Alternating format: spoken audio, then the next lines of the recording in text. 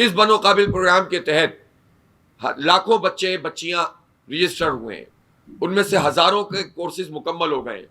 اب ایک نیا بیچ 2.0 شروع ہو گیا ہے۔ آپ دیکھیں کہ یہاں پر یہ بنو قابل کا ایک کیمپس موجود ہے، ایسے 30 کیمپس اس وقت شہر کراچی میں ہیں۔ 193 بیچز شروع ہو چکے ہیں، اور کسی پولیٹیکل پارٹی کے دفتر میں کوئی تعلیمی ادارہ بن جائے، کوئی کیمپس بن جائے، یہ دنیا میں شاید کہیں نہیں ہوتا ہو۔ پاکستان میں کون ہے جس کو تعلیم کی فکر ہے؟ لیکن جماعت اسلامی کے ادارہ نور حق میں آپ دیکھیں کہ ایک کیمپس کام کر رہا ہے، جس میں روز ہماری کلاسز ہوتی ہیں، بچے آتے ہیں، بچیاں آتی ہیں، اور الحمدللہ ہم ان کو امپاور کر رہے ہیں۔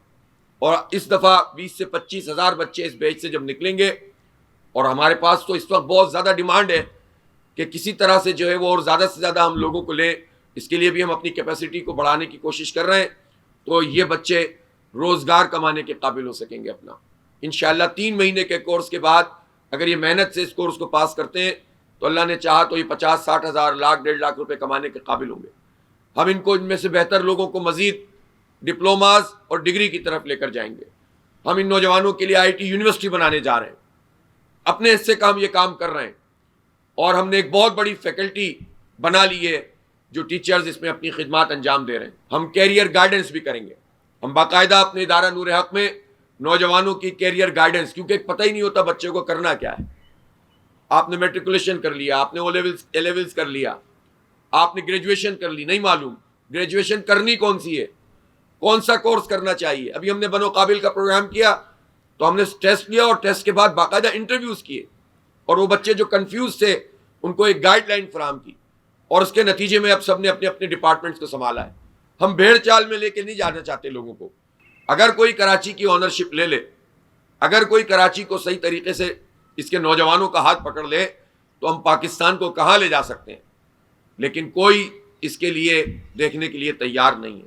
مجموعی طور پر بھی پاکستان میں یوتھ اس وقت شدید ڈپریشن کا شکار ہے، اس لیے کہ جب مواقع نہیں ملتے تو لوگ کہتے ہیں کہ پاکستان میں تو کچھ ہے ہی نہیں، ہم باہر جانا چاہتے ہیں۔ جب لوگوں سے رائے لیتے ہیں تو مور دین 70% لوگ کہتے ہیں کہ ہم اس ملک میں نہیں رہنا چاہتے۔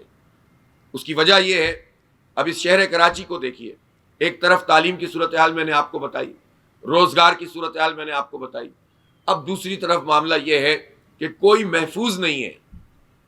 لوگ اپنے بچوں کو موٹر سائیکل پہ جب وہ نکلتے ہیں تو بس ان کو یہ ہوتا ہے کہ اللہ نہ کرے کوئی بری خبر نہ آ جائے، اس لیے کہ یہاں اسٹریٹ کرمنل گولیاں مارتے پھرتے ہیں۔ 312 ارب روپے صرف صوبہ سندھ کا تعلیم کا بجٹ ہے۔ 312 ارب روپے کے تعلیم کے بجٹ میں ہم ان سے پوچھیں انہوں نے بچوں کو اسکل ڈیولپمنٹ کے لیے، IT کے لیے، ان کو معیاری تعلیم کے لیے کیا کیا ہے، یونیورسٹیوں میں کیا دیا ہے؟ اگر یہ فی کا جو اسٹرکچر بنا ہوا ہے اس کو کم کرتے ہیں تو وائس چانسلر کہتے ہیں ہم یونیورسٹی کیسے چلائیں گے۔ فنڈز نہیں دیے جاتے، ریسرچ کے پروگرام میں کچھ نہیں کیا جاتا، بچوں کو آگے نہیں بڑھایا جاتا۔ تو یہ 312 ارب روپے سالانہ ایک صوبے کا بجٹ، اور ملک کا جو ہزاروں ارب روپے کا بجٹ جو یوتھ پر نہیں لگ رہا، تو یہ ہماری ذمہ داری ہے کہ جہاں اپنے حصے کا کام کریں وہاں اس بجٹ کا تحفظ کریں۔ ہمارے ٹیکسوں کا، ہمارے خون پسینے کی کمائی کا پیسہ ہے۔ ہم آج سے جو ممبرشپ کر رہے ہیں، میں اہل کراچی سے اور کراچی کے خاص طور پر نوجوانوں سے، طلباء و طالبات سے، ہماری جو نوجوان بچیاں اور بچے ہیں، یوتھ ہیں، ان سے میں کہنا چاہتا ہوں کہ وہ جماعت اسلامی کی اس ممبرشپ کو فل کریں۔ آپ کو آن لائن بھی یہ فیسلٹی حاصل ہے، اور اس کے ساتھ ساتھ فزیکلی بھی ہمارے یہ نوجوان انہوں نے پورا پروگرام چیک آؤٹ کیا ہے گلی محلے میں جا کر۔ آپ دیکھیں تو صحیح صورتحال یہ ہے کہ ہمارے یہ جو اسٹوڈنٹس ہیں یونیورسٹی جاتے ہیں، ان کے لیے پوائنٹس نہیں ہوتے، بسیں نہیں ہوتی، لٹکتے ہوئے جاتے ہیں۔ کتنے واقعات ہو چکے ہیں، دنیا میں کہیں ایسا ہوتا ہے کہ آپ وہاں پر انہیں ٹرانسپورٹ فراہم نہ کریں، پھر سرکار کی ٹرانسپورٹ کا حال دیکھیں، چنچی کے دھکے ہیں، ٹوٹی ہوئی سڑکیں ہیں، عورتوں کا کیا حال ہے، بچیوں کا کیا حال ہے۔ موٹر سائیکلوں کی تعداد اب یہ تقریباً 50 لاکھ کے قریب ہو گئی ہے اس شہر میں۔ یوں اس لیے 50 لاکھ ہو گئی ہے کہ آپ کی جو ماس ٹرانزٹ ہے وہ نہیں ہے۔ کراچی کے رہنے والے جو پرماننٹ ریزیڈنٹ ہیں، چاہے وہ کوئی بھی زبان بولتے ہوں، ان کے لیے اب ہمارے ان اداروں کی پرنسپلشپ کرنا بھی مشکل سے مشکل تر ہوتا چلا گیا۔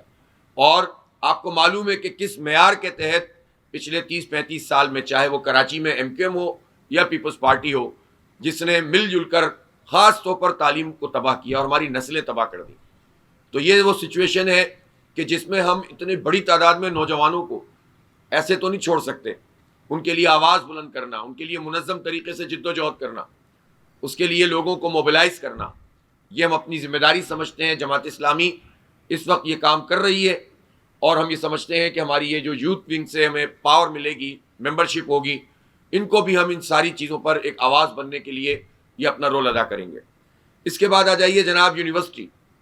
ابھی جو پبلک اوپینین کے پولز ہو رہے ہیں، سرویز ہو رہے ہیں، اس میں جو سب سے بڑا مسئلہ نوجوان بتاتے ہیں وہ یہ کہتے ہیں کہ ہمیں جب ہم ہائی ایجوکیشن کی طرف جاتے ہیں تو ہماری دسترس میں نہیں ہے، ہم پڑھ ہی نہیں سکتے. سرکاری اداروں تک میں اس وقت آپ اگر کوئی آئی ٹی میں پڑھنا چاہے تو وہاں کم سے کم فیس جو ہوتی ہے وہ کہیں پر اگر جو ڈگری پروگرام ہے اس میں پر سیمسٹر وہ 1,00,000 سوا لاکھ روپے. پرائیویٹ سیکٹر میں تو کیا حال ہے. اسی طرح انجینئرنگ دیکھ لیں، اسی طرح سے اور آپ پبلک ایڈمنسٹریشنز اور اس طرح کے جتنے ڈپارٹمنٹ میں اس کو دیکھ لیں تو ہائی ایجوکیشن حاصل کرنا غریب آدمی کے لیے تو تقریباً ناممکن ہو گیا. مڈل کلاس لوگ بھی اب آہستہ آہستہ سے دور ہوتے چلے جا رہے ہیں.